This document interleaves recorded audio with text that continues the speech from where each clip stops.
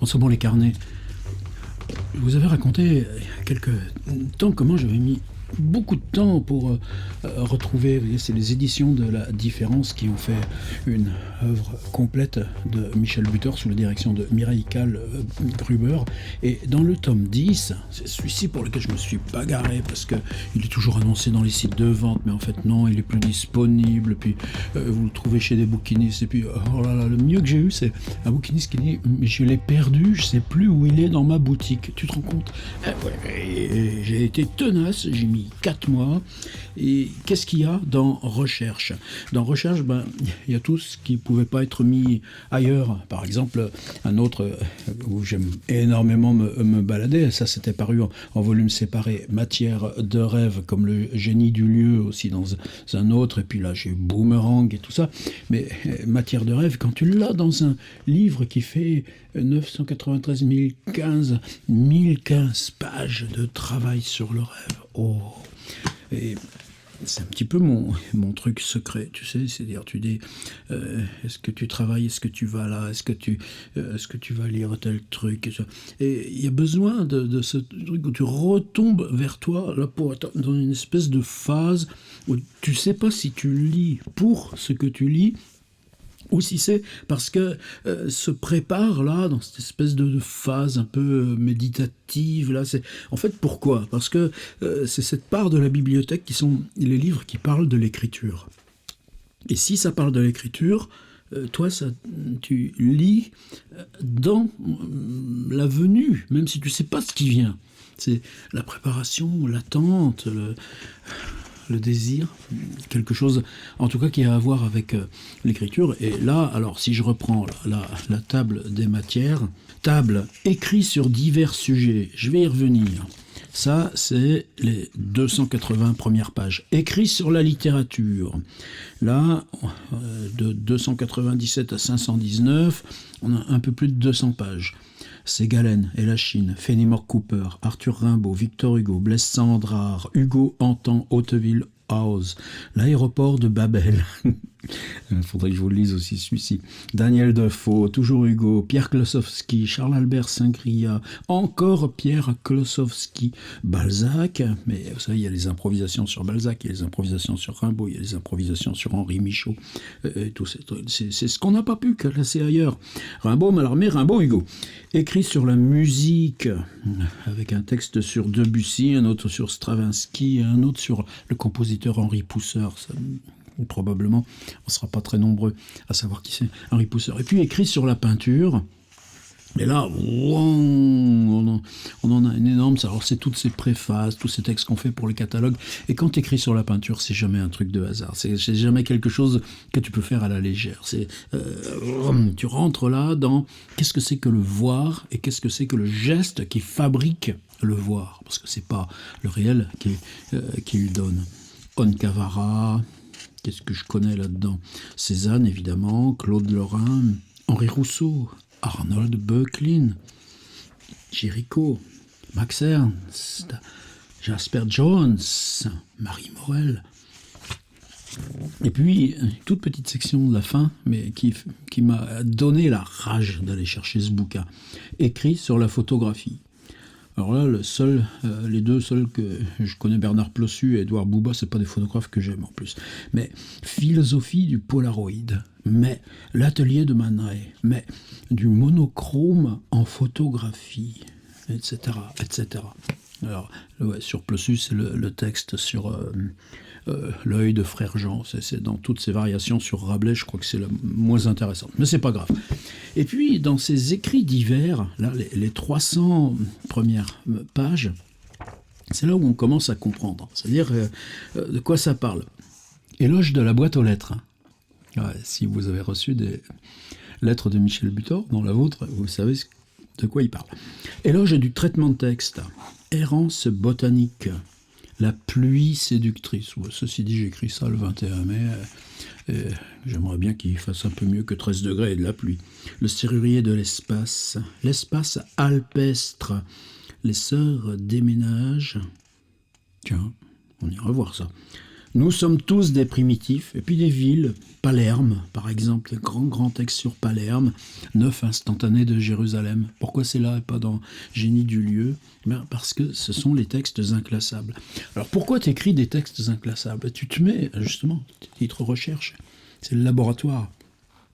Tu ouvres ce qui est le laboratoire pour toi-même. Alors évidemment, c'est des choses qui ont changé avec le numérique. C'est-à-dire, moi par exemple, j'en ai l'autre jour, j'ai regardé, est-ce que je fais un fichier général de tout ce que depuis 1982, j'ai publié comme ça dans les revues divers. Et puis, j'avais l'impression d'un truc, alors de marcher dans un monument mort. Pourtant, bon, c'est pas rien, c'est pas que je renie quoi que ce soit, mais avec le numérique, quelque chose a totalement basculé. Et Butor, vous savez qu'il a fait son site internet qu'on trouve encore dans Internet Archive, dans Web Archive, ça date de 1997, un site en HTML. Il était un des premiers. On était contemporains là-dessus. C'est des textes qu'on trouve là sur le blog d'un gars de Nice qui s'appelle Raphaël Monticelli. Et même Raphaël, quand tu le demandes, mais pourquoi il m'a donné une disquette. C'est-à-dire, c'est une disquette de textes de Butor. Alors certains qui ont pu être balancés là dans une enquête de Télérama ou de l'Express, d'autres dans une. Mais certains, même Raphaël, qui les a installés sur son blog, n'en sait plus l'origine. Et Mireille Kahl-Gruber, avec toute sa rigueur, les a pêchés, ceux-là, sur le site de Raphaël qui n'en savait pas l'origine. Et très souvent, Mireille Kahl-Gruber ne peut même pas nous aider un peu plus. Et il y en a un qui est là, que j'avais envie de lire depuis longtemps, là, dans mes petits carnets, mémoires. Quand je disais bascule sur le numérique, c'est ça, c'est-à-dire écrire un article sur Butor. Ouais, évidemment, on a toujours des demandes là, de revues, de trucs comme ça. Mais tant mieux. Mais la vie, pour moi, c'est d'écrire sur mon site. Et maintenant, écrire sur mon site, c'est là, écrire avec la vidéo ou dans la vidéo. Et là, ça s'appelle Dépouille de la navigation. Si je regarde les indications que nous donne Mireille Kahl-Gruber, Dépouille de la navigation, paru d'abord dans Rescapé 1, Nice, édition Haute-Mesguine, 2006. C'est-à-dire qu'il y a 20 ans. Butor, il n'est pas plus là pour nous préciser. Et là, on a 14 pages. Alors bien sûr, je ne peux pas lire tout. C'est des fragments. Et ça, moi, cette écriture-là, je crois il y a très longtemps maintenant, quand il s'agit de colloques, quand il s'agit de revues, c'est toujours comme ça que je fais. C'est-à-dire une arborescence, et dans l'arborescence, une arborescence, ou des corollaires et tout ça.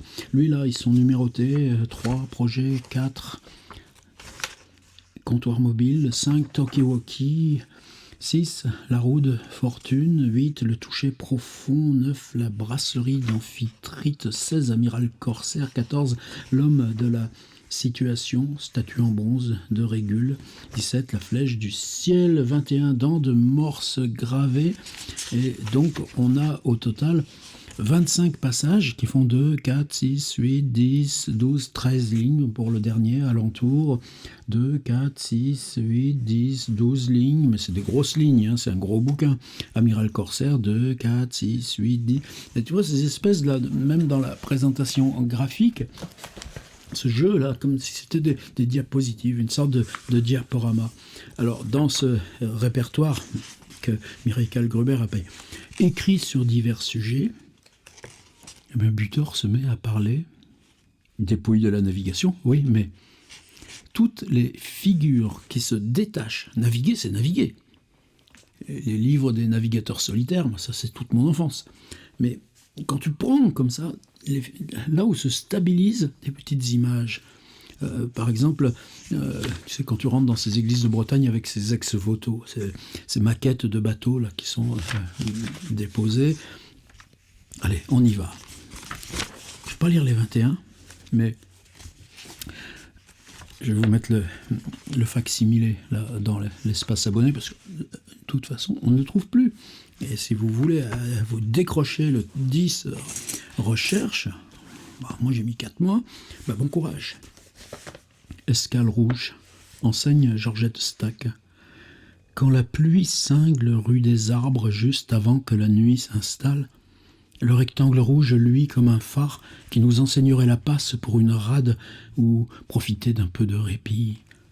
La chaleur d'une Afrique lointaine où l'on ne sait si l'on pourra jamais retourner avec les poitrines de leurs mères, allaitant leurs enfants couleur de café léger par-dessus leurs tuniques bariolées, rappelés par ces masques et statuettes au long des murs, entre des affiches d'apéritifs et de stars, attirent par-delà les écumes des boissons et les fumées des cigarettes rougies, vers les sourires tarifés et les caresses ingénieuses, un peu d'intimité pour 4 sous, de quoi reprendre confiance en soi-même, avant de rembarquer le lendemain matin vers des rives de sueur ou de glace, où l'enseigne rougeoira dans les rêveries au crépuscule, comme pour suggérer le chemin du retour.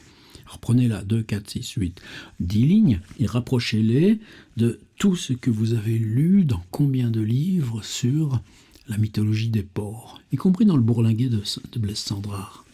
Naufrage après coup, épave d'un ex-voto, ruine d'une ancienne dévotion, sans doute avait-on échappé de justesse à la catastrophe. La Vierge avait-elle daigné apparaître entre les feux Saint-Elme et les paquets d'eau démoniaques? Ou avait-elle délégué quelque ange spécialisé dans ses détresses? Avec quel soin avait-on choisi les bois, reproduisant tous les détails, cousu les voiles, étendu les haubans? Dans la nef de l'église, le petit navire avait fière allure, définitivement en sécurité, croyait-on. Même si le pire pouvait arriver en grandeur nature, notre place était réservée en miniature, dans le vaisseau miniature, à l'abri de la voûte où les chants résonnaient sereins en réponse au mugissement contrôlé des orgues. Hélas, l'église elle-même est naufragée. Il n'en reste plus pierre sur pierre. On ignore au juste son emplacement. On a oublié jusqu'à son nom, celui de cette patronne ou patron dont la statue, s'il en subsiste encore quelque chose, fait l'orgueil de quelques collectionneurs ou musées, sans doute outre-Atlantique. Nos fantômes nains gémissent dans les interstices de leur épave, hagards de retrouver la lumière après déjà des siècles d'ensevelissement. Combien il y en a dans les musées américains, au Met, ou à Cloisters, ou à non, j'en ai vu aussi à Baltimore. Là, tout d'un coup, on est dans un musée américain, il y a de l'art contemporain. Et on se retrouve dans une chapelle européenne, italienne, française, et dont on découvre qu'elle a été démontée et reconstituée ici pierre sur pierre pour l'exhibition. Là, en lisant ce texte, c'est ce bateau miniature avec l'obsession de répéter le mot miniature et comment on se projette soi-même dans le bateau miniature, et puis le rôle symbolique, et que tout ça soit comme une double destruction, le naufrage de l'église reprenant le premier naufrage du bateau et l'ex-voto qui disparaît. Là, c'est depuis ce temps-là, donc ça fait quand même 7-8 mois que ce texte-là me hante et que je voulais le relire. Maquette de transporteur. On fabriquait des navires de plus en plus grands, de plus en plus modernes, qui partaient vers d'autres mers, sous d'autres cieux. Il y avait eu de nombreux dessins, des plans pour chaque pièce, mais cela n'avait pas suffi, car il fallait pouvoir se représenter l'ensemble. Et l'idéal pour le futur possesseur était de pouvoir le tenir dans sa main, devenant alors semblable à Neptune, capable de l'engloutir ou de le sauver. À travers les menues fenêtres, on essayait de deviner comment se comporteraient les touristes britanniques, les dames grecques du Fanard ou les ottomanes de Scutari, dégustant sucreries et cafés, les marchands à Fès et narguilés égrenant leurs chapelets d'ambre, les indiennes à sari et taches rouges au milieu du front, les maharajas, les missionnaires de toutes dénominations ou sectes, les officiers à sabres et décorations discutant conquêtes féminines, chevaux et promotions. Puis des ponts ont franchi le Bosphore et les flottilles ont diminué. Pour les grandes distances, les trains ont été remplacés par les avions, mais il faut bien encore d'immenses réserves de carburant pour ceux-ci, et quand il n'y a pas d'oléoduc, ce sont des navires qui le transportent en d'invraisemblables trajets. De l'autre côté des menus fenêtres, ce qu'on imagine maintenant, ce sont les radars et ordinateurs, quelques employés de grandes compagnies qui cherchent à faire jaillir de nouveaux derricks et à ouvrir des stations-service nourrice toute neuve dans les plus lointaines régions. Et comme il embarque ça, notre père Butor, pourtant, je me souviens par exemple de ces jours de 3 semaines à San Francisco il y a quelques années, là, où l'appartement des gamins donnait justement sur l'ouverture de la rade et tous ces grands porte-conteneurs qui partaient d'Auckland, qui se dirigeaient vers le Golden Gate pour passer là dessous. Et toi, tu savais que tout le commerce d'Asie qui arrivait sur des voitures au moindre accessoire, tous les machins qu'on traîne là, qui viennent de là-bas, et qui par contre ramenaient les ordures pour aller faire traiter les ordures en Inde ou en Chine et tout. Et le port d'Auckland, combien de fois aussi, à chaque fois, on est allé là, au bout, là, il y a une espèce de jetée terminale avec un point d'observation derrière les grillages, tu vois, ce balai invraisemblable, et ces porte-conteneurs qui font le tour là, équatorial, et avec la pollution que ça représente. Et quand tu vois une ville comme Saint-Nazaire, avec sa tradition ouvrière, qu'est-ce que c'est l'émerveillement? C'était 1963, le lancement du paquebot France. Comment il a fini, le pauvre. On avait 10 ans, on y était allé avec le père, la mère, le grand-père, la grand-mère, et puis là tu arrivais dans les champs, là, quand tu montais de la Vendée, là, que tu traversais, il n'y avait pas encore le pont à Saint-Nazaire, on traversait avec le bac à Saint-Brévin, et quand tu voyais émerger des champs, là, la superstructure du paquebot avec ses 3 cheminées. Évidemment, quand on fait le voyage, et maintenant quand tu vas à Saint-Nazaire dans les alignements d'immeubles, et puis que tu vois ces énormes bateaux de croisière infâmes, et cette contradiction totalement insoluble. Comptoir mobile, charrette de marchande. Avant de disparaître, le véhicule des anciennes poissardes s'est modernisé. Les 2 roues, autrefois en bois, généralement cerclées de fer, sont devenues semblables à celles d'un petit vélo, avec mince rayon, pneus et chambre à air qu'il fallait regonfler de temps en temps. Grand gain de maniabilité, confortable diminution du bruit. En même temps, d'ailleurs, les rues passaient du pavé au macadam. Cela fonctionne comme une grande brouette, avec ses 2 poignées qui permettaient de la tirer parfois, mais plus souvent de la pousser avec ses pieds pour l'immobiliser à l'horizontale et lui faire jouer le rôle d'un étal ambulant. Vide, elle penche jusqu'à terre, son avant dépourvu de rebord. Pour que la vente soit aisée, il fallait que le centre de gravité fût solidement installé entre les cieux et les pieds. La bascule, l'aménagement des tas de poissons devait y pourvoir. Une disposition légère, en étalage, comme dans une vitrine, couvrait de ses séductions le reste de la surface utile, tandis que retentissaient les cris et les prix, s'échangeaient à voix basse recettes et rendez-vous. Alors évidemment, sur le vieux port de Marseille, tu en as toujours de ces poissonnières folkloriques. Mais moi, dans l'enfance, et là, dans l'humilité de notre petit bled de Vendée, tous les jours, tu avais aussi donc, le vélo et la remorque. Je connais même son nom, la brave dame, je m'en souviens. Et qu'est-ce qu'elle vendait? Elle vendait des moules, par exemple, des moules au litre. Et il y avait une balance romaine, vous savez, avec le fléau, tu passes et tu déplaces le poids comme ça, qui était fixé là, sur le guidon du vélo. Attends, mais parce que la remorque tout d'un coup surgit. Comment tu associes ça à l'idée, là, des questions de bateau? Ah ouais, mais ce truc de la main à la main, d'économie de subsistance, de manger la mer.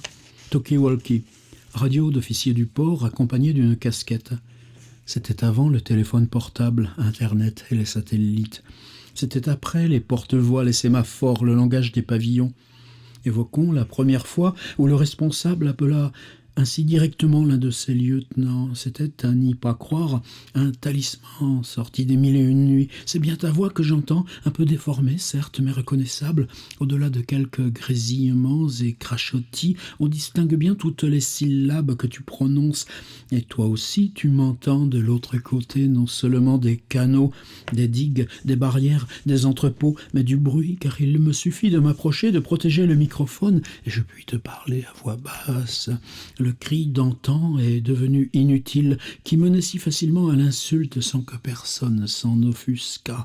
Les manœuvres auront-elles désormais le ton de la conversation? Après tant de luttes, de coups, de contre-ordres, de hurlements, aurons-nous enfin le sentiment que nous sommes ici chez nous? Le port sera-t-il vécu comme un port et non comme son espoir toujours déçu? La roue de fortune, 6 barres circulaires de gouvernail. L'automobiliste aujourd'hui, lorsqu'il tourne son volant désinvolte ou crispé, rêve qu'il commande un navire. En effet, quel besoin a-t-il d'une roue pour assurer la direction? Un manche lui suffirait bien, auquel on pourrait même adjoindre 2 poignées pour en faire un meilleur prolongement des 2 mains, mais le navigateur lui-même, le pilote, pourquoi a-t-il, à certaines époques, éprouvé le besoin d'exprimer ses envies de virage par l'intermédiaire d'une roue? Le mouvement de la barre aurait pu être démultiplié tout autrement. Le timonier aurait pu être considéré comme un cocher avec des guides tirant d'un côté, lâchant de l'autre, avec toutes les poulies utiles. Les roues à aubes des anciens steamers du Mississippi rappellent celles des moulins, même si c'est alors le moulin qui bouge et fait bouger l'eau. Mais la roue du gouvernail vient directement de celle des chars. Les poignées que l'on y ajoute, car elles seraient autrement incommodes, la transforment en un soleil. La surface marine, malgré toute son agitation qui persiste, s'aplanit alors en route, se solidifie. Avec un tel appareil symbolique, on ne perdra plus son chemin, on ne s'enfoncera plus. La mer devient alors une terre toute neuve à découvrir, à conquérir, à ménager, un champ de course où se lancer des défis, la traduction dans la paix de ce qu'était l'ancien combat, un lieu à vivre, une patrie. Dès que j'aurai fini d'enregistrer, là, j'irai faire un scan. Donc, parce que pour moi, c'est un régal, mais il faut vraiment entrer là-dedans. Je vais en lire encore 2 autres. Long cours, modèle de brique. Si solitaire qu'il se prétende ou même se veuille, le navigateur actuel est constamment en relation avec la Terre, grâce à toutes sortes de réseaux. S'il est en péril, on lui dépêche vedettes, avions ou hélicoptères. Autrefois, celui qui s'embarquait, même pour des raisons commerciales, devait dire adieu pour de longs mois à toute communication, plus de nouvelles de la femme ou des enfants. On laissait derrière soi tout un monde que l'on n'était jamais sûr de revoir. On était seul avec ses compagnons d'aventure. On laissait la famille seule avec les regards du village. Même si on croisait un navire en sens inverse et qu'on put le charger de missives, il était vain d'attendre, missive avec, il manque un S d'ailleurs, il était vain d'attendre une réponse avant d'atteindre un port prévu. Plus on s'éloignait, plus augmentait le minimum d'attente. Plus on revenait, les possibilités de message augmentaient progressivement. L'espace se peuplait de signes d'accueil. Le temps se refermait doucement jusqu'à l'embrassade qui parfois était devenue impossible depuis déjà des semaines ou des mois sans que l'on ait pu s'en douter. Quand je parle de ça, moi, je suis arrière-petit-fils de Terra Nova, de Tréguier, en Bretagne. Amiral Corsaire, la pêche à la morue, ben ça c'était pour eux. Dents de morse gravées, pour finir. Vous êtes d'accord? Mais il y en a tellement d'autres. Fruits de mer, décoration marine, la poigne fidèle. Alors que les navires de haute mer sont souvent nommés par des adjectifs féminins, les remorqueurs sont en général masculins. Le hardi, le robuste, le courageux, le superbe, le rablé, le puissant, pour s'enfiler dans le chenal, suivre les passes, parvenir à sa place. La goélette, revenue d'un long voyage, a besoin d'être menée comme par la main d'un grand frère, même s'il est souvent beaucoup plus petit qu'elle. La boucle de la corde s'accrochait autrefois autour d'une excroissance plus ou moins articulée qui ressemble à un animal trapu, une sorte de chien hardi, robuste, qu'un long usage et les intempéries ont doté maintenant d'une sorte de poil félin qui serait tout ensemble des écailles serpentines. L'accouplement des 2 navires s'accompagnait de secousses. L'accouplement des 2 navires s'accompagnait de secousses et d'éclaboussements joyeux. Allez, dents de morse gravées. Il y a quelques années, un de nos amis américains, sachant comme je m'intéresse à ce genre d'objets vus dans tel ou tel musée, nous a offert une défense de morse qu'il avait émerveillée chez un antiquaire du fait qu'elle porte l'inscription « Barkentine Mary Jo », M-A-R-Y Jo. Ma femme s'appelle Marie-Jo, je peux le confirmer. Oh, quel bonheur de partager un verre avec les Butor. Quand c'était Berlin 1988, qu'est-ce que c'était chouette. Quant à Barkentine, Et puis, quand ça commence comme ça, moi, ça me fait toujours souvenir, pas de Nantucket, Nantucket, c'est souvenir de très grande balade, souvenir du voyage, mais dans Moby Dick de Melville, même si c'est à Nantucket qui est supposé être la rencontre de Queequeg et du narrateur, c'est à New Bedford, c'est un petit port aussi. Oh là là, c'était vraiment dans les territoires H.P. Lovecraft aussi qu'il y a ce musée de la pêche à la baleine, et que Melville, là, c'est celui de New Bedford qui lui a servi de source, en fait, beaucoup plus que Nantucket. Mais c'est pour moi dents de morse gravées, là, cette histoire de la pêche à la baleine. Évidemment, Moby Dick, évidemment aussi Arthur Gordon Pym de Edgar Poe, mais New Bedford. Quant à Barcantine, c'est une déformation de Brigantin. D'ailleurs, il faudrait dire, comme c'est Mary Jo, Barcantine, Mary Jo. Ma femme s'appelle Mary Jo. Quant à Barcantine, c'est une déformation de Brigantin. On y voit l'image du navire devant une côte à iceberg où se déroule une minuscule chasse au cachalot. Donc gravé sur la dent de morse. À droite, un morse mélancolique beaucoup plus gros. À gauche, un groupe de manchots. De l'autre côté, l'aigle chauve américain volant devant un drapeau dont on ne voit que 13 étoiles, comme si on était encore à l'époque de la déclaration d'indépendance. L'objet est daté de 1861, année de l'admission du Kansas dans l'Union. Il devrait donc y en avoir 33 ou 34, ce qui présentait certes pour l'artiste des difficultés considérables. Par contre, il y a bien les 13 raies commémorant ces 13 états fondateurs. À droite, un harpon, 2 autres outils baleiniers. À gauche, un phoque et un cachalot. Tout cela gravé avec une grande délicatesse. Il est signé Joseph Walters, premier maître. J'oubliais quelques roses des vents et des cordages. Voilà un petit extrait des recherches de Michel Butor. Et moi, je vous scanne le fichier là, sur le Patreon. Ça sert à quoi tout ça? À reprendre confiance, à garder confiance, à retrouver confiance. Retrouver confiance malgré quoi?